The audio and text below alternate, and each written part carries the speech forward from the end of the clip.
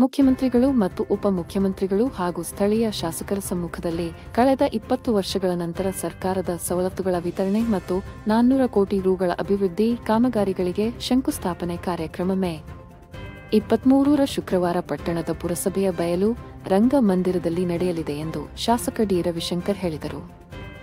ಅಂದು ಬೆಳಗ್ಗೆ 11ಕ್ಕೆ ನಡೆಯುವ ಕಾರ್ಯಕ್ರಮದಲ್ಲಿ ಮುಖ್ಯಮಂತ್ರಿ ಸಿದ್ದರಾಮಯ್ಯನವರು ಮತ್ತು ಉಪಮುಖ್ಯಮಂತ್ರಿ ಡಿ.ಕೆ. ಶಿವಕುಮಾರ್ ಸೇರಿದಂತೆ ವಿವಿಧ ಇಲಾಖೆಯ ಸಚಿವರುಗಳು ಆಗಮಿಸಲಿದ್ದು, ಪಕ್ಷದ ಮುಖಂಡರುಗಳು ತಮ್ಮ ತಮ್ಮ ಗ್ರಾಮಗಳಿಂದ ಹೆಚ್ಚು ಜನರನ್ನು ಕರೆ ತಂದು ಕಾರ್ಯಕ್ರಮವನ್ನು ಯಶಸ್ವಿಗೊಳಿಸಬೇಕೆಂದರು. ಮೇ 20ಕ್ಕೆ ಸಿದ್ದರಾಮಯ್ಯನವರ ನೇತೃತ್ವದ ಸರ್ಕಾರ ಬಂದು 2 ವರ್ಷಗಳು ತುಂಬಿದ್ದು, ಜನರ ನಿರೀಕ್ಷೆಗೆ ತಕ್ಕಂತೆ ಅಭಿವೃದ್ಧಿ ಕೆಲಸಗಳಿಗೆ ಅನುದಾನ ನೀಡಲು ಸಾಧ್ಯವಾಗಿರಲಿಲ್ಲ. ಇದಕ್ಕೆ ಕಾರಣ 5 ಗ್ಯಾರಂಟಿ ಯೋಜನೆಗಳಿಗೆ ಹಣ ಮೀಸಲಿರಿಸುವುದರ ಜತೆಗೆ ಕಳೆದ ಬಿಜೆಪಿ ಸರ್ಕಾರದಲ್ಲಿ ಅನುಮೋದನೆಗೊಂಡ ಕಾಮಗಾರಿಗಳಿಗೆ ಹಣ ನೀಡಬೇಕಾಗಿತ್ತು ಎಂದು ಮಾಹಿತಿ ನೀಡಿದರು.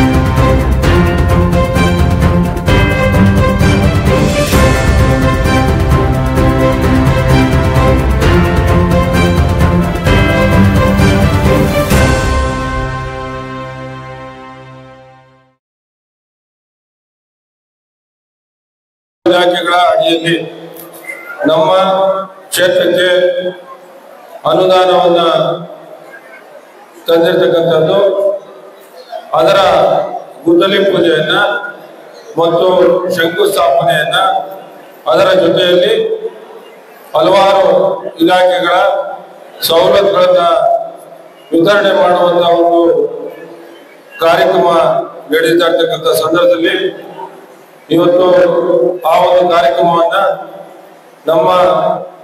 ಆ ಒಂದು ಕಾರ್ಯಕ್ರಮದ ಪೂರ್ವ ಸಿದ್ಧತೆಯ ಈ ಒಂದು ಸಭೆಯಲ್ಲಿ ಇರ್ತಕ್ಕಂಥ ಯಾರ ಹೆಸರನ್ನು ಕೂಡ ತೆಗೆದುಕೊಳ್ಳಕ್ಕೆ ಹೋಗದೆ ಇಲ್ಲಿ ಬಂದಿರತಕ್ಕಂಥ ಎಲ್ಲ ಕಾಂಗ್ರೆಸ್ ಪಕ್ಷದ ಎಲ್ಲ ಮುಖಂಡಗಳಿರ್ಬೋದು, ಎಲ್ಲ ಆಧಾರ ಸ್ತಂಭವಾಗಿರ್ತಕ್ಕಂಥ ನಮ್ಮ ಕಾರ್ಯಕರ್ತ ಬಂಧುಗಳಿರ್ಬೋದು ಮತ್ತು ಎಲ್ಲ ಮಾಧ್ಯಮದ ಸನ್ಮಿತರಿರ್ಬೋದು, ಎಲ್ಲರಿಗೂ ಕೂಡ ನಾನು ವೈಯಕ್ತಿಕವಾಗಿ ಸಭೆಗೆ ಸ್ವಾಗತವನ್ನು ಕೂಡ ಬಯಸ್ತಾ ಎಲ್ಲರಿಗೂ ಕೂಡ ನಮಸ್ಕಾರಗಳನ್ನ ನಾನು ಈ ಸಂದರ್ಭದಲ್ಲಿ ಸಲ್ಲಿಸಲಿಕ್ಕೆ ಬಯಸ್ತಾ ಇದ್ದೇನೆ.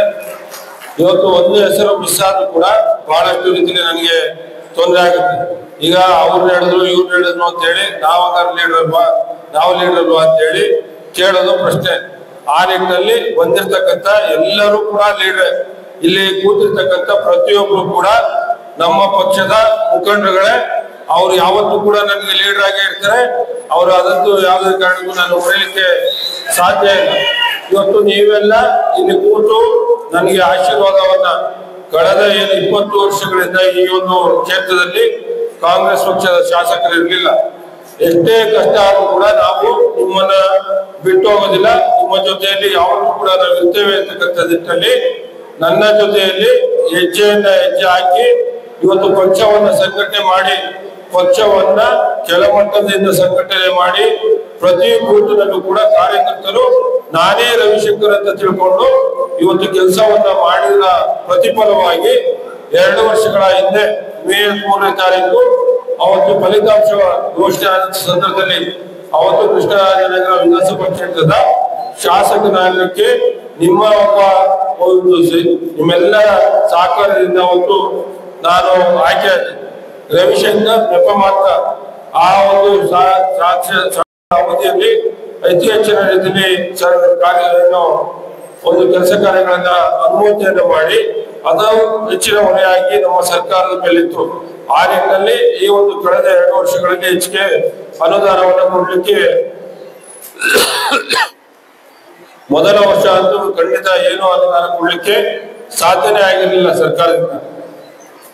ಕಳೆದ ವರ್ಷದಲ್ಲಿ ಸ್ವಲ್ಪ ಅನುದಾನವನ್ನು ಕೊಟ್ಟರು, ಅನುದಾನ ಎಲ್ಲವನ್ನು ಕೂಡ ತಂದು ಇವತ್ತು ನಾನು ಈ ಮಟ್ಟಕ್ಕೆ ನಿಮ್ಮ ಮುಂದೆ ನಿಂತಿದ್ದೇನೆ. ಆ ನಿಟ್ಟಿನಲ್ಲಿ ತರುವಂತ ಸಂದರ್ಭದಲ್ಲಿ ನಾನು ನಮ್ಮ ಕಾರ್ಯಕರ್ತರ, ನಮ್ಮ ಮುಖಂಡಗಳ ಒಂದು ಆಸೆ ಇರ್ಬೋದು, ಅಭಿಲಾಷೆ ಇರ್ಬೋದು, ನಮ್ಮ ಗ್ರಾಮದಲ್ಲಿ ಈ ರಸ್ತೆ ಆಗ್ಬೇಕು, ನಮ್ಮ ಗ್ರಾಮದಲ್ಲಿ ಈ ದೇವಸ್ಥಾನ ಆಗ್ಬೇಕು, ಈ ಸಮುದಾಯ ಭವನ ಆಗ್ಬೇಕು ಅಂತಕ್ಕಂಥ ತಾವೆಲ್ಲ ಆಸೆ ಇತ್ತು.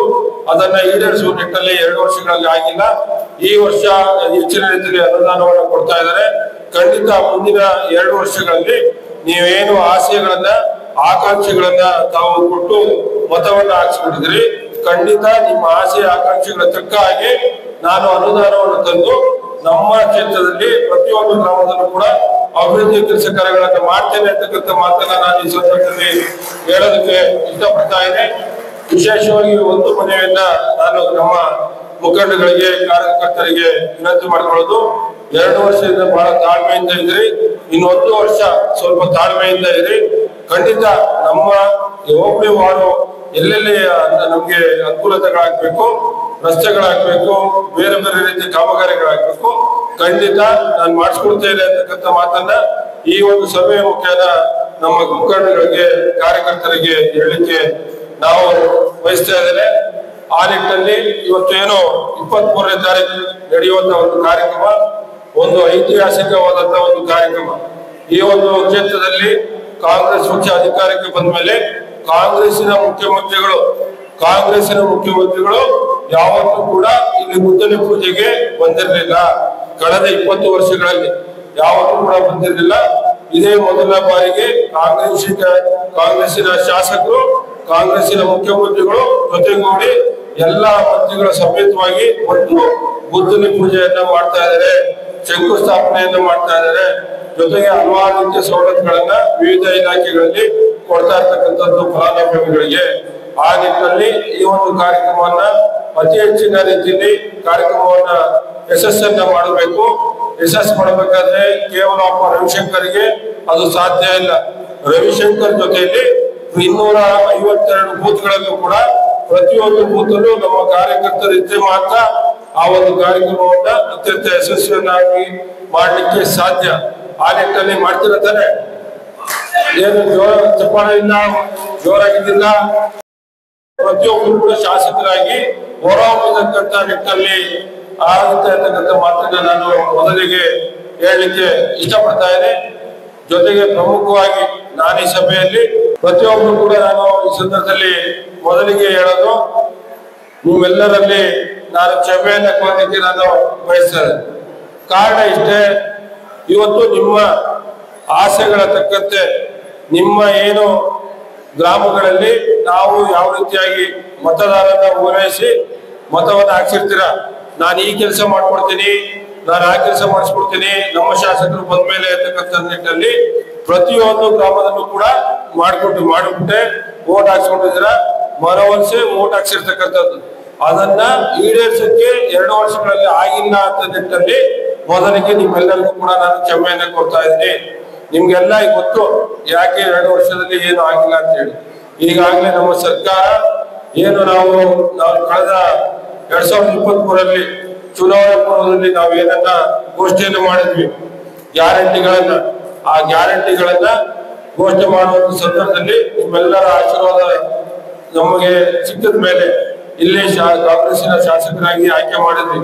ಅದೇ ರೀತಿಯಲ್ಲಿ 136 ಸ್ಥಾನಗಳನ್ನ ಇಡೀ ರಾಜ್ಯದಲ್ಲಿ ಕಾಂಗ್ರೆಸ್ ಪಕ್ಷಕ್ಕೆ ಕೊಟ್ಟು ಅವತ್ತು ಕಾಂಗ್ರೆಸ್ ಸರ್ಕಾರವನ್ನ ರದ್ದು ಮಾಡಲಿಕ್ಕೆ ತಾವೆಲ್ಲ ಆಶೀರ್ವಾದವನ್ನು ಮಾಡಿದ್ವಿ. ಮೇ 20ನೇ ತಾರೀಕು 2023ನೇ ಇಸ್ವಿಯಲ್ಲಿ ತಾವು ಕೊಟ್ಟಂತ ಆಶೀರ್ವಾದ ಮೂಲಕವಾಗಿ ನಮ್ಮ ಕಾಂಗ್ರೆಸ್ ಪಕ್ಷದ ಸರ್ಕಾರ ಅಸ್ತಿತ್ವಕ್ಕೆ ಬಂತು.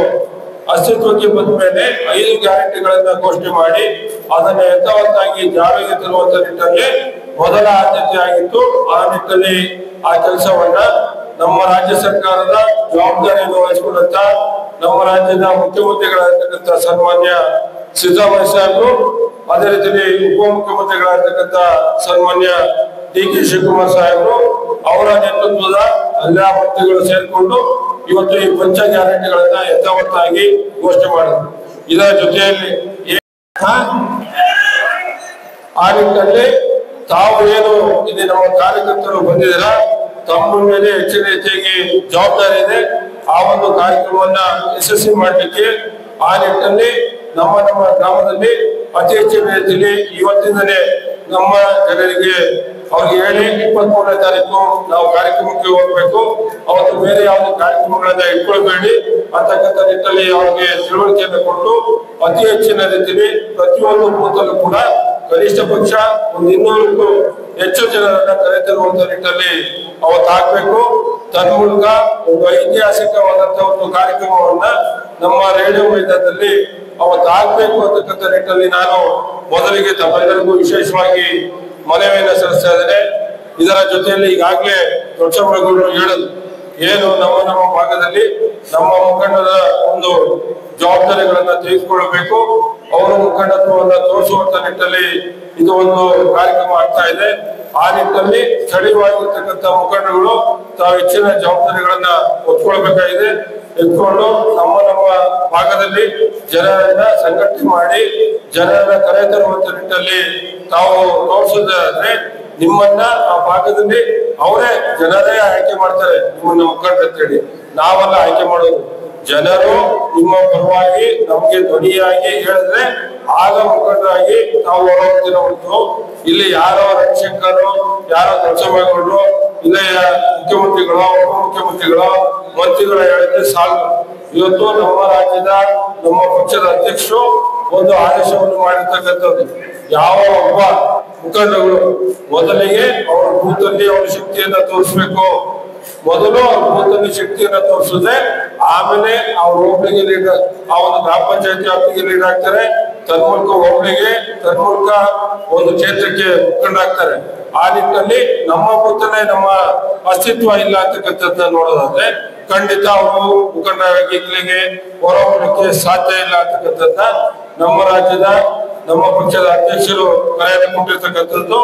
ಆ ನಿಟ್ಟಿನಲ್ಲಿ ಪ್ರತಿಯೊಂದು ಬೂತಲ್ಲೂ ಕೂಡ ನಾವು ಸಂಘಟನೆಯನ್ನ ಮಾಡಿ ನಮ್ಮ ಮುಖಂಡತ್ವವನ್ನ, ನಮ್ಮ ನಾಯಕತ್ವವನ್ನ ಬೆಳೆಸ್ಕೊಳ್ಳುವಂತ ನಿಟ್ಟಿನಲ್ಲಿ ತಾವು ಜವಾಬ್ದಾರಿಗಳನ್ನ ಹೊತ್ಕೊಳ್ಬೇಕು ಅಂತಕ್ಕಂಥ ಮಾತನ್ನ ಈ ಸಂದರ್ಭದಲ್ಲಿ ಹೇಳೋದಕ್ಕೆ ನಾನು ಏನೆಲ್ಲ ಸೌಕರ್ಯಗಳು ಬೇಕು ಎಲ್ಲವನ್ನು ಕೂಡ ಒದಗಿಸ್ಕೊಡ್ಲಿಕ್ಕೆ ನಾನು ಸಿದ್ಧನಿದ್ದೇನೆ. ಖಂಡಿತ ಆ ಸೌಕರ್ಯಗಳನ್ನ ಉಪಯೋಗಿಸಿಕೊಂಡು ಅತಿ ಹೆಚ್ಚಿನ ರೀತಿಯಲ್ಲಿ ಜನರನ್ನ ಕರೆತರುವಂತ ನಿಟ್ಟಿನಲ್ಲಿ ನಾವು ಮಾಡಬೇಕು. ಏನೇನು ಯಾವ ಸೌಕರ್ಯಗಳು ಬೇಕು ಅಂತ ಹೇಳಿ ನಮ್ಮ ಪಕ್ಷದ ಅಧ್ಯಕ್ಷರು ಏನು ನಮ್ಮ 2 ಬ್ಲಾಕಿನ ಅಧ್ಯಕ್ಷ ಆಗಿರ್ತಕ್ಕಂಥ ಉದಯ್ ಶಂಕರ್ ಇರ್ಬೋದು, MS ಮಾಧವ್ ಅವರು ಇರ್ಬೋದು, ನಗರಾಧ್ಯಕ್ಷ ರಮೇಶ್ ಅವರು ಇರ್ಬೋದು, ಅವರಿಗೆ ತಾವೆಲ್ಲ ಮಾಹಿತಿಯನ್ನು ಕೊಡಿ. ಇಲ್ಲಾಂದ್ರೆ ನಮ್ಮ PAಗಳು ಇರ್ತಾರೆ, ಅವರಿಗೆ ಮಾಹಿತಿಯನ್ನು ಕೊಡಿ. ಅವೆಲ್ಲವನ್ನು ಕೂಡ ನಾವು ಮಾಡ್ಕೊಡ್ತೀವಿ. ಜನರನ್ನ ಕರ್ಕೊಂಡ್ಬರುವಂತ ನಿಟ್ಟಿನಲ್ಲಿ ತಾವು ಮಾಡಬೇಕು. ತನ್ಮೂಲಕ ನಮ್ಮ ಕೇರಳದಲ್ಲಿ 23ನೇ ತಾರೀಕು ದೊಡ್ಡ ಮಟ್ಟದ ಕಾರ್ಯಕ್ರಮವನ್ನ ಯಶಸ್ಸನ್ನ ಮಾಡಿಕೊಳ್ಳುವಂತ ನಿಟ್ಟಿನಲ್ಲಿ ತಾವೆಲ್ಲ ಸಹಕಾರಿಯನ್ನ ಕೊಡಬೇಕು ಅಂತಕ್ಕಂಥ ಮಾತನ್ನ ಈ ಸಂದರ್ಭದಲ್ಲಿ ಕೇಳಿ, ಇವತ್ತು ಏನು ಕಳೆದ 2 ವರ್ಷಗಳಿಂದ ಏನು ಅನುದಾನ ತಂದಿದ್ದೇವೆ ಅಂತಕ್ಕಂಥ ನಿಟ್ಟಿನಲ್ಲಿ ಈಗಾಗಲೇ 400 ಕೋಟಿಗಿಂತ ಅಧಿಕವಾಗಿ ಅನುದಾನವನ್ನು ತಂದಿದ್ದೇವೆ. ಹಲವಾರು ಇಲಾಖೆಗಳಲ್ಲಿ ಇವತ್ತು ಅನುದಾನವನ್ನು ತಂದು ಏನು 23ನೇ ತಾರೀಕು ನಡೆಯುವಂತ ಕಾರ್ಯಕ್ರಮದಲ್ಲಿ 387 ಕೋಟಿಯ ಅನುದಾನದ ಒಂದು ಗುದ್ದಲಿ ಪೂಜೆ ಶಂಕುಸ್ಥಾಪನೆಯನ್ನ ಮಾಡ್ತಾ ಇದ್ದೀವಿ. ಅದರ ಜೊತೆಯಲ್ಲಿ ಈಗಾಗಲೇ ಜಾರಕಿಹೊಳಿ ಸಾಹೇಬರು ಬಂದಂತ ಸಂದರ್ಭದಲ್ಲಿ ಏನು ನಮ್ಮ SITP ರಸ್ತೆ 20 ಕೋಟಿ ಇರ್ಬೋದು, ಜೊತೆಗೆ ನಮ್ಮ ನ್ಯಾಷನಲ್ ಹೈವೇ ಅಡಿಯಲ್ಲಿ ಏನು ನಮ್ಮ ಚೀರಳ್ಳಿಯ ಮುಖ್ಯ ರಸ್ತೆಯಿಂದ ಇದ್ದು ಚುಂಚನಕಟ್ಟೆ ಮಾರ್ಗವಾಗಿ ರೀಸರ್ಫೇಸಿಂಗ್ ಅನ್ನ 6 ಕೋಟಿಯಲ್ಲಿ ಮಾಡಿಸಿದ್ವಿ. ಇದರ ಜೊತೆಯಲ್ಲಿ ನಮ್ಮ ಅಲ್ಪಸಂಖ್ಯಾತ ಇಲಾಖೆ ಅಡಿಯಲ್ಲಿ 5 ಕೋಟಿ ಅನುದಾನ ತಂದಿರ್ತಕ್ಕಂಥದ್ದು ಇರ್ಬೋದು. ಹೀಗೆ ಹಲವಾರು ಒಂದು ಕಾಮಗಾರಿಗಳನ್ನ ಈಗಾಗಲೇ ಚಾಲನೆಯನ್ನು ಮುಂದಿದ್ವಿ. ಅದು ಕೂಡ ಅದನ್ನ ಇಲ್ಲಿ ಸೇರ್ಪಡೆ ಮಾಡಿಲ್ಲ. ಇದರ ಜೊತೆಗೆ ಇನ್ನು ಮುಂದಿನ ದಿನಗಳಲ್ಲಿ ಅನುಮತಿ ಆಗಿರ್ತಕ್ಕಂಥದ್ದು ಈಗಾಗಲೇ ಆಡಳಿತಾತ್ಮಕವಾಗಿ ಅನುಮತಿಯನ್ನು ಪಡೆದಿರ್ತಕ್ಕಂಥದ್ದನ್ನ ಅದ್ರ ಗುದ್ದಲಿ ಪೂಜೆಗೆ ಸೇರಿಸಲಿಕ್ಕೆ ಸಾಧ್ಯ ಇಲ್ಲ. ಯಾವುದು ಟೆಂಡರ್ ಆಗಿದೆ, ಟೆಂಡರ್ ಹಂತದಲ್ಲಿದೆ, ಅದನ್ನು ಮಾತ್ರ ಗುದ್ದಲಿ ಪೂಜೆಗೆ ಸೇರ್ಪಡೆ ಆಗಿರ್ತಕ್ಕಂಥದ್ದು. ಇದರ ಜೊತೆಯಲ್ಲಿ ಇನ್ನೂ ಹಲವಾರು ರೀತಿಯ ಕಾಮಗಾರಿಗಳನ್ನ ಸೇರ್ಪಡೆ ಆಗ್ತಾ ಇದೆ. ಅದು ಕೂಡ ಹೆಚ್ಚಿನ ರೀತಿಯಲ್ಲಿ ಇವೆಲ್ಲವೂ ಕೂಡ ಸಾಕಾರ ಆಗ್ತಾ ಇರ್ತಕ್ಕಂಥದ್ದು ನಿಮ್ಮೆಲ್ಲರ ಆಶೀರ್ವಾದ ಮೂಲಕವಾಗಿ. ಆ ನಿಟ್ಟಿನಲ್ಲಿ ಈ ಒಂದು ಕಾರ್ಯಕ್ರಮ 400 ಕೋಟಿಗಳಿಂದ ಅಧಿಕವಾಗಿ ಇರ್ತಕ್ಕಂಥ ಅನುದಾನ ಈಗಾಗಲೇ ನಮ್ಮ ಕ್ಷೇತ್ರಕ್ಕೆ ತಂದಿದ್ದೇನೆ. ಇದರಲ್ಲಿ ಪ್ರಮುಖವಾಗಿ ನಮ್ಮ ಕಂಬಿಯ ರಾಜಪ್ಪಾಜಿ ಸಿದ್ದಪ್ಪಾಜಿಯ ಸೇತುವೆ 25 ಕೋಟಿಗೆ ಅದು ಅನುಮೋದನೆ ಆಗಿರ್ತಕ್ಕಂಥದ್ದು. ಅದರ ಜೊತೆಯಲ್ಲಿ ನಮ್ಮ ಮುಲ್ಲೆ ಮತ್ತು ಹೊಸಗ್ರಾಮ ಹೋಬಳಿಯ ಕೆರೆಗಳು, ಎಲ್ಲ ಗ್ರಾಮಗಳಲ್ಲಿ ಆಯಾ ಕೆರೆಗಳನ್ನ ನೀರು ತುಂಬಿಸುವಂತ ಮಹತ್ವದ ಯೋಜನೆಯನ್ನ 50 ಕೋಟಿಗೆ ಅನುದಾನದ ಅಡಿಯಲ್ಲಿ ಮಾಡ್ತಾ ಇರ್ತಕ್ಕಂಥದ್ದು ಇರ್ಬೋದು. ಅದರ ಜೊತೆಯಲ್ಲಿ ನಮ್ಮ ಸಾಲಿಗ್ರಾಮ ಪಟ್ಟಣದಲ್ಲಿ ಸಾರ್ವಜನಿಕ ಆಸ್ಪತ್ರೆ 100 ಬೆಡ್ಡಿನ ಆಸ್ಪತ್ರೆಯನ್ನ ಮಾಡ್ತಾ ಇರ್ತಕ್ಕಂಥದ್ದು, ಅದು 42 ಕೋಟಿಗಳ ಅನುದಾನದ ಅಡಿಯಲ್ಲಿ. ಜೊತೆಗೆ ನಮ್ಮ ಕೆಸ್ತೂರು ನೀರಾವರಿಯ ಗ್ರಾಮಗಳ ಕೆರೆಗಳನ್ನ ನೀರು ತುಂಬಿಸುವಂತ ನಿಟ್ಟಿನಲ್ಲಿ 60 ಕೋಟಿ. ಆ ನಿಟ್ಟಿನಲ್ಲಿ ಈ PWD ಇಲಾಖೆಯಲ್ಲಿ ಹಲವಾರು ರಸ್ತೆಗಳಿಗೆ 60 ಕೋಟಿಗಿಂತ ಅಧಿಕವಾಗಿ ಅನುದಾನವನ್ನು ಹಾಕಿರ್ತಕ್ಕಂಥದ್ದು. ಇದರ ಜೊತೆಯಲ್ಲಿ ಬೇರೆ ಬೇರೆ ಇಲಾಖೆಗಳಲ್ಲಿ ಈಗಾಗಲೇ ಹಲವಾರು ಇಲಾಖೆಗಳು, ಪಶುಪಾಲನಾ ಇಲಾಖೆ ಇರ್ಬೋದು, ಲೋಕೋಪಯೋಗಿ ಇಲಾಖೆ ಇರ್ಬೋದು, ಜೊತೆಗೆ ಪಂಚಾಯತ್ ರಾಜ್ ಇಲಾಖೆ ಇರ್ಬೋದು, ನಿರ್ಮಿತ ಕೇಂದ್ರದ ಅಡಿಯಲ್ಲಿರ್ಬೋದು, ಜಲಸಂಪನ್ಮೂಲ ಇಲಾಖೆ ಇರ್ಬೋದು. ಜಲಸಂಪನ್ಮೂಲ ಇಲಾಖೆ ಅಡಿಯಲ್ಲಿ ನಮ್ಮ ಈ ಭಾಗದ ಮಾಗೂರು ಮಾರ್ಗುಂಡಳ್ಳಿಯ ಭಾಗದಲ್ಲಿ ನಮ್ಮ ಜನರಿಗೆ ಅನುಕೂಲ ಆಗ್ಬೇಕಂತ ಹೇಳಿ ಅದನ್ನು ಕೂಡ 103 ಕೋಟಿಗೆ ಈಗಾಗಲೇ ನಮ್ಮ ಬೋರ್ಡ್ ಆಫ್ ಮೀಟಿಂಗ್ ಅಲ್ಲಿ ಅನುಮೋದನೆ ಆಗಿದೆ. ಅದಿನ್ನೇನು ಕೆಲವೇ ದಿನಗಳಲ್ಲಿ ಕ್ಯಾಬಿನೆಟ್ಗೆ ಅನುಮೋದನೆ ಆಗಿ ಅದು ಕೂಡ ಮುಂದಿನ ದಿನಗಳಲ್ಲಿ ಬರುತ್ತೆ. ಏನು ಕಳೆದ MMLC ಕ್ಯಾಬಿನೆಟ್ ಅಲ್ಲಿ ಈ ಭಾಗದ ನಮ್ಮ ಏನು ತಿಪ್ಪೂರು ಭಾಗದಲ್ಲಿ, ತಿಪ್ಪೂರು ಮತ್ತೆ ಹೊಸಕಲ್ಲಳ್ಳಿ ಭಾಗದಲ್ಲಿ, ಸೌತಳ್ಳಿಯ ಭಾಗದಲ್ಲಿ ಬಹಳಷ್ಟು ರೀತಿಯಲ್ಲಿ ನೀರಿಗೆ ಕೊನೆಯ ಭಾಗದ ಹಂತದ ಹಳ್ಳಿಗಳಿಗೆ ನೀರು ತೋರಿಸುವ ನಿಟ್ಟಿನಲ್ಲಿ ಸಮಸ್ಯೆ ಆಗ್ತಾ ಇತ್ತು. ಆ ಭಾಗದ ಜನರಿಗೆ ಅನುಕೂಲ ಆಗ್ಬೇಕಂತ ಹೇಳಿ ಆಗ 43 ಕೋಟಿಗಳ ಅಡಿಯಲ್ಲಿ ಅಲ್ಲಿಗೆ ಒಂದು ನಾಲಾ ಆಧುನೀಕರಣಕ್ಕೆ ಅನುಮೋದನೆಯನ್ನ MMLC ಕ್ಯಾಬಿನೆಟ್ ಅಲ್ಲಿ ಆಗಿದೆ. ಇನ್ನೇನು ಕೆಲವೇ ದಿನಗಳಲ್ಲಿ ಅದು ಆಡಳಿತಾತ್ಮಕವಾಗಿ ಅಪ್ರೂವಲ್ ಎಲ್ಲ ಆಗಿದೆ. ಇನ್ನೇನು ಕೆಲವೇ ದಿನಗಳಲ್ಲಿ ಟೆಂಡರ್ ಕೂಡ ಕರೆಯುವಂತ ನಿಟ್ಟಿನಲ್ಲಿ ಕಾಮಗಾರಿ ಆಗ್ತಾ ಇದೆ. ಅದರ ಜೊತೆಯಲ್ಲಿ ಈ ಭಾಗದಲ್ಲಿ ನಮ್ಮ ಕಂಚಗೂರು ಈ ಭಾಗದಲ್ಲಿ ನೀರಿನ ಹರಿಸುವ ನಿಟ್ಟಿನಲ್ಲಿ ಅಕ್ವಾಡಕ್ ಅನ್ನ ನಿರ್ಮಾಣ ಮಾಡ್ಬೇಕಂತೇಳಿ ಅದಕ್ಕೆ 15 ಕೋಟಿ ಅನುದಾನ ಮಾಡ್ತಾ ಇರ್ತಕ್ಕಂಥದ್ದು. ಜೊತೆಗೆ ನಮ್ಮ ಕೇರಳದಲ್ಲಿ ಪಟ್ಟಣದಲ್ಲಿ ನಮ್ಮ ಕುಡಿಯುವ ನೀರಿಗೆ ಸಂಬಂಧಪಟ್ಟ ಹಾಗೆ ಅಮೃತ್ ಯೋಜನೆ ಅಡಿಯಲ್ಲಿ 30 ಕೋಟಿ, ಒಳಚರಂಡಿಯ ವ್ಯವಸ್ಥೆಗೆ 20 ಕೋಟಿ, ಜೊತೆಗೆ ನಮ್ಮ ಕೇರಳದಲ್ಲಿರ್ತಕ್ಕಂಥ ನಮ್ಮ ಪ್ರಥಮ ದರ್ಜೆ ಕಾಲೇಜಿಗೆ 15 ಕೋಟಿ 70 ಲಕ್ಷದ ಅಡಿಯಲ್ಲಿ ಒಂದು ಕಾಮಗಾರಿಗೆ ಈಗಾಗಲೇ ಅನುಮೋದನೆ ದೊರಕಿದೆ. ಅದರ ಅಡಿಯಲ್ಲಿ 5 ಕೋಟಿ 70 ಲಕ್ಷ ಈಗಾಗಲೇ ಬಿಡುಗಡೆ ಆಗಿದೆ. 5 ಕೋಟಿ 70 ಲಕ್ಷ ಟೆಂಡರ್ ಹಂತದಲ್ಲಿದೆ. ನಮ್ಮ ಡಿಗ್ರಿ ಕಾಲೇಜಿನ ಏನು ನಮ್ಮ ವುಮೆನ್ಸ್ ಕಾಲೇಜ್ಗೆ 1 ಕೋಟಿ, ಜೊತೆಗೆ ನಮ್ಮ ಮಿರ್ಲೆಯ ಡಿಪ್ಲೊಮಾ ಕಾಲೇಜ್ಗೆ 1 ಕೋಟಿ 11 ಲಕ್ಷ, ಜೊತೆಗೆ ಹಲವಾರು ರೀತಿಯ ಹೀಗೆ ಬಹಳಷ್ಟು ಹಳ್ಳಿಗಳಿಗೆ ಈಗ ರಸ್ತೆಗಳನ್ನ ಮಾಡಿಸ್ತಾ ಇದೀವಿ. ಈಗ ನಮ್ಮ ಚೀರ್ನಹಳ್ಳಿಯಿಂದ ಚಂದ್ಗಾಲ್ಗೆ ಹೋಗುವಂತ ರಸ್ತೆಗೆ 2 ಕೋಟಿ ಹಾಕಿದ್ದೇವೆ. ಜೊತೆಗೆ ನಮ್ಮ ಪಟ್ಟಣಹಳ್ಳಿಯ ಮುಖ್ಯ ರಸ್ತೆ ಏನಿದೆ ನಮ್ಮ ಬಿರ್ಲಿಗೆ ಸೇರುವಂತ ನಿಟ್ಟಿನಲ್ಲಿ ಅದನ್ನು ಕೂಡ ಮಾಡಿಸ್ತಾ ಇದೀವಿ. ಅದನ್ನು ಕೂಡ ಟೆಂಡರ್ ಆಗಿದೆ. ಅದು ಕೂಡ ಗುದ್ಲಿ ಪೂಜೆ 23ನೇ ತಾರೀಕು ನಡೀತಾ ಇದೆ. ಇದರ ಜೊತೆಯಲ್ಲಿ ಹಲವಾರು ರೀತಿಯ ರಸ್ತೆಗಳಿಗೆ ಈಗಾಗಲೇ ಅನುಮೋದನೆ ದೊರಕಿರ್ತಕ್ಕಂಥದ್ದು ಇವೆಲ್ಲವೂ ಕೂಡ ಮಾಡ್ತಾ ಇದೀವಿ. ಕೆಂಚಳ್ಳಿಯ ಭಾಗದಲ್ಲಿ ಆ ಗೇರ್ದರ ಭಾಗದಲ್ಲಿ ಅಲ್ಲೇ 1 ಕೋಟಿಗೆ 2 ರಸ್ತೆಯನ್ನ ಮಾಡ್ತಾ ಇದೀವಿ. ಜೊತೆಗೆ ನಮ್ಮ ಏನು ಕಾಳನಹಳ್ಳಿಯ ರಸ್ತೆಯಿಂದ ಮುಳ್ಳೂರು ರಸ್ತೆಗೆ 2 ಕೋಟಿ, ಹೀಗೆ ಹಲವಾರು ಭಾಗದಲ್ಲಿ ಮಾಡ್ತಾ ಇದೀವಿ. ಇದು ನನಗೆ ಜ್ಞಾಪಕ ಬರ್ತಾ ಇರ್ತಕ್ಕಂಥದ್ದು ಮಾತ್ರ ಹೇಳಿದ್ದೀನಿ. ಇದರ ಜೊತೆಗೆ ಹಲವಾರು ಹಳ್ಳಿಗಳಿಗೆ ಅಭಿವೃದ್ಧಿ ಕೆಲಸ ಕಾರ್ಯಗಳಿಗೆ ನಮ್ಮ ಈ ಭಾಗದಲ್ಲಿ ಜನರಿಗೆ ಅನುಕೂಲ ಆಗ್ಬೇಕಂತೇಳಿ ನಾಲಾ ಆಧುನೀಕರಣಕ್ಕೆ ನಮ್ಮ ಸಕ್ಕರೆ ಆಟ್ಯ ಭಾಗದಲ್ಲೂ ಕೂಡ ಅನುಕೂಲ ಆಗ್ಬೇಕಂತೇಳಿ ಅಲ್ಲಿಗೆ 4 ಕೋಟಿ 80 ಲಕ್ಷ, ಜೊತೆಗೆ ಕೋಳೂರು ಭಾಗದಲ್ಲಿ ಅನುಕೂಲ ಆಗ್ಬೇಕಂತೇಳಿ ಅದು ಕೂಡ 4 ಕೋಟಿ 80 ಲಕ್ಷಕ್ಕೆ ಅನುಮೋದನೆ ಆಗಿ ಟೆಂಡರ್ ಕೂಡ ಕರೆದಿದ್ದಾರೆ. ಇನ್ನೇನು ಕೆಲವೇ ದಿನಗಳಲ್ಲಿ ಅದು ಅಗ್ರಿಮೆಂಟ್ ಕೂಡ ಆಗುವಂತ ನಿಟ್ಟಿನಲ್ಲಿ ಆಗ್ತಾ ಇದೆ. ಹೀಗೆ ಬಹಳಷ್ಟು ರೀತಿಯ ಅಭಿವೃದ್ಧಿ ಕೆಲಸ ಕಾರ್ಯಗಳು ನಮ್ಮ ಇಡೀ ಕ್ಷೇತ್ರದ ಕಡೆಯಲ್ಲಿ ಹಲವಾರು ರೀತಿ ಈಗಾಗಲೇ ಏನು ನಮ್ಮ ಬೆಟ್ಟಳ್ಳಿ ಮನುಗಳ್ಳಿಯ ರಸ್ತೆ ಅಲ್ಲಿ ನೆನೆಗುದಿಗೆ ಬಿದ್ದಿತ್ತು. ನೆಪಕ್ಕೆ ಗುದ್ಲಿ ಪೂಜೆಯನ್ನು ಮಾಡೋದು ಹೊರತು ಕಾಮಗಾರಿಯನ್ನು ಮಾಡಿಸ್ಲಿಕ್ಕೆ ಹೋಗಿಲ್ಲ. ಆದ್ರೆ ನಾವು ಜವಾಬ್ದಾರಿ ಹೊತ್ಕೊಂಡು ಹಲವಾರು ಬಾರಿ ನಾವು ಪತ್ರದ ಮುಖೇನ ನಾವು ಪತ್ರವನ್ನು ಬರೆದು ನಮ್ಮ ಇಲಾಖೆಗಳ ಅಧಿಕಾರಿಗಳಿಗೆ ಸೂಚನೆಯನ್ನು ಕೊಟ್ಟು ಏನು ಕಾಂಟ್ರಾಕ್ಟ್ ಕೆಲಸ ಮಾಡಲಿಲ್ಲ ಅಂತ ಹೇಳಿದ್ರೆ ಅವ್ರಿಗೆ ಬ್ಲಾಕ್ ಲಿಸ್ಟ್ ಸೇರಿಸ್ಬೇಕಂತ ಹೇಳಿ ಎಚ್ಚರಿಕೆಯನ್ನು ಕೂಡ ಕೊಟ್ಟಂತ ಸಂದರ್ಭದಲ್ಲಿ ತದನಂತರದಲ್ಲಿ ಅಧಿಕಾರಿಗಳು ಭೇಟಿ ಕೊಟ್ಟು ಆ ಒಂದು ಕಾಮಗಾರಿ ಈಗಾಗಲೇ ಚಾಲನೆ ಆಗಿ ಮೊದಲ ಹಂತದಲ್ಲಿ ಈಗ ಏನು ನಮ್ಮ ಅರ್ಧಳ್ಳಿಯ ಮುಖ್ಯ ರಸ್ತೆಯಿಂದ ಹಿಡಿದು ನಮ್ಮ ಸಿಗೋಡು ಸುಬ್ಬೇಗೌಡ ಕೊಪ್ಪಳ ರಸ್ತೆಗೆ ಅಲ್ಲಿಗೆ ಮಾಡಿದರೆ ಇನ್ನು ಮುಂದೆ ಮುನಗನಹಳ್ಳಿ ಬೆಟ್ಟಹಳ್ಳಿಗೆ ಮಾಡುವಂತ ನಿಟ್ಟಿನಲ್ಲಿ ಆಗಿದೆ. ನಿನ್ನೆ ಕೂಡ ಇನ್ಸ್ಪೆಕ್ಷನ್ಗೆ ಹೋದ ಸಂದರ್ಭದಲ್ಲಿ ಅಲ್ಲೂ ಕೆಲವು ಕಡೆ ನಮಗೆ ಒಂದು ಸೇತುವೆಗಳನ್ನು ನಿರ್ಮಾಣ ಮಾಡಿಕೊಡ್ಬೇಕಂತ ಹೇಳಿ ಬೆಟ್ಟಹಳ್ಳಿ ಗ್ರಾಮದವರು ಕೇಳ್ಕೊಂಡಿದ್ದಾರೆ. 4 ಕಡೆ ಸೇತುವೆ ಹಾಕ್ಬೇಕಂತ ಹೇಳಿ ಕೇಳ್ಕೊಂಡಿರ್ತಕ್ಕಂಥದಕ್ಕೆ ಅಧ್ಯಕ್ಷರ ಎಸ್ಟಿಮೇಟ್ ಅನ್ನ ಮಾಡಿಸಿ ಅದನ್ನು ಕೂಡ ಅನುಮೋದನೆ ಮಾಡಿಸ್ಕೊಡ್ತೀನಿ ಅಂತಕ್ಕಂಥ ಮಾತನ್ನು ಕೂಡ ಹೇಳಿದ್ದೇನೆ. ಜೊತೆಗೆ ಬೆಟ್ಟಹಳ್ಳಿಯಿಂದ ನಮ್ಮ ಹಳ್ಳಿ ಮೈಸೂರಿಗೆ ಹೋಗುವ ಸಂದರ್ಭದಲ್ಲಿ ಬಾರ್ಡರ್ ಏನಿದೆ ಬಾರ್ಡರ್ ತನಕ ಕೂಡ ರಸ್ತೆ ಹಾಕ್ಬೇಕಾಗಿದೆ, ಅದನ್ನು ಕೂಡ ಮಾಡಿಸ್ತಾ ಇದ್ದೀವಿ. ಜೊತೆಗೆ ಈ ಭಾಗದಲ್ಲಿ ಈಗಾಗಲೇ ನಿಮ್ಗೆ ತಿಳಿದಿರೋ ಹಾಗೆ ಲೋಕೋಪಯೋಗಿ ಇಲಾಖೆ ಸಚಿವರಾಗಿರ್ತಕ್ಕಂಥ ಸನ್ಮಾನ್ಯ ಸತೀಶ್ ಜಾರಕಿಹೊಳಿ ಸಾಹೇಬರು ಈಗಾಗಲೇ ಬಂದು ಗುದ್ದಲಿ ಪೂಜೆಯನ್ನ ಮಾಡಿದ್ರು.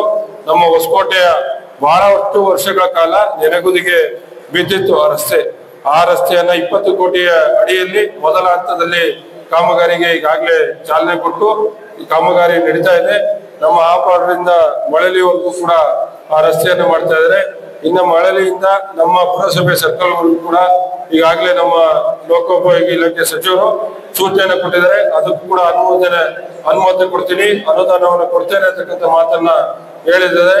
ಇದರ ಜೊತೆಯಲ್ಲಿ ನಮ್ಮ ಕೇರಳದಲ್ಲಿರ್ತಕ್ಕಂಥ ನಮ್ಮ ವಕೀಲರ ಭವನಕ್ಕೂ ಕೂಡ 1 ಕೋಟಿ ಅನುದಾನವನ್ನ ಕೊಡ್ತೇನೆ ಅಂತಕ್ಕಂಥ ನಿಟ್ಟಿನಲ್ಲಿ, ಜೊತೆಗೆ ನಮ್ಮ ತಾಲೂಕಿನ ಏನು IB ಇದೆಯಲ್ಲ, ಇನ್ಸ್ಪೆಕ್ಷನ್ ಬಂಗ್ಲೋ ಇದೆಯಲ್ಲ, ಅದು ಕೂಡ ಬಹಳ ಹಳೇದಾಗಿದೆ, ಶೀತಲ ಆಗಿದೆ, ಅದನ್ನ ಹೊಸದಾಗಿ ಮಾಡ್ಕೊಡ್ಬೇಕಂತ ಹೇಳಿ ಕೇಳ್ಕೊಂಡಿದ್ದೀನಿ. ಅದನ್ನು ಕೂಡ ಮಾಡ್ಕೊಡ್ತೇನೆ ಅಂತಕ್ಕಂಥ ಮಾತನ್ನು ಕೂಡ ಈ ಸಂದರ್ಭದಲ್ಲಿ ಅವರು ಕೂಡ ಹೇಳಿದ್ದಾರೆ.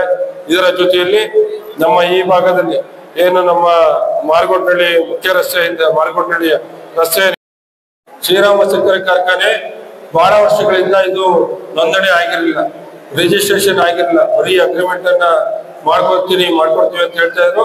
ಆದ್ರೆ ಅಗ್ರಿಮೆಂಟ್ ರಿಜಿಸ್ಟರ್ ಆಗ್ತಾ ಇರಲಿಲ್ಲ. ಕಳೆದ ಜನವರಿ ತಿಂಗಳಲ್ಲಿ ಅದನ್ನ ಅಗ್ರಿಮೆಂಟ್ ಅನ್ನ ನೋಂದಣಿಗೆ ಮಾಡಿಸಿದ್ವಿ. ಇನ್ನೇನು ಕೆಲವೇ ದಿನಗಳಲ್ಲಿ ನಾನು ಈಗಾಗಲೇ ನಿರಾಣಿ ಅವರ ಹತ್ರ ಮಾತಾಡಿದ್ದೇನೆ. ನಿರಾಣಿ ಶುಗರ್ಸ್ ಅವರಿಗೆ ಅವರ ಮಗನ ಹೆಸರಿನಲ್ಲಿ ಆ ಒಂದು ಕಾರ್ಖಾನೆ ನೋಂದಣಿ ಆಗಿದೆ. ನಮ್ಮ ಚುಂಚುಕಟ್ಟೆ ಭಾಗದ ರೈತರು ಬಹಳಷ್ಟು ರೀತಿಯಲ್ಲಿ ಬೇಡಿಕೆ ಇತ್ತು, ಶ್ರೀರಾಮ ಸಕ್ಕರೆ ಕಾರ್ಖಾನೆಯನ್ನ ಪುನರ್ ಪ್ರಾರಂಭ ಮಾಡಬೇಕಂತೇಳಿ. ಆ ನಿಟ್ಟಿನಲ್ಲಿ ನಾನು ಮೊದಲ ಅಧಿವೇಶನದಲ್ಲಿ ಅದರ ಬಗ್ಗೆ ಪ್ರಸ್ತಾಪವನ್ನು ಮಾಡಿ ತದನಂತರದಲ್ಲಿ ಹಲವಾರು ಬಾರಿ ನಮ್ಮ ಮುಖ್ಯಮಂತ್ರಿಗಳಿರ್ಬೋದು, ನಮ್ಮ ಸಕ್ಕರೆ ಸಚಿವರು ಇರ್ಬೋದು, ಎಲ್ಲರನ್ನೂ ಕೂಡ ಭೇಟಿಯನ್ನ ಮಾಡಿ ಇದನ್ನ ನೋಂದಣಿ ಪ್ರಕ್ರಿಯೆಯನ್ನ ಮಾಡಿಸಿದ್ದೇನೆ. ಇನ್ನೇನು ಕೆಲವೇ ದಿನಗಳಲ್ಲಿ ಅದು ಪ್ರಾರಂಭ ಆಗುತ್ತೆ.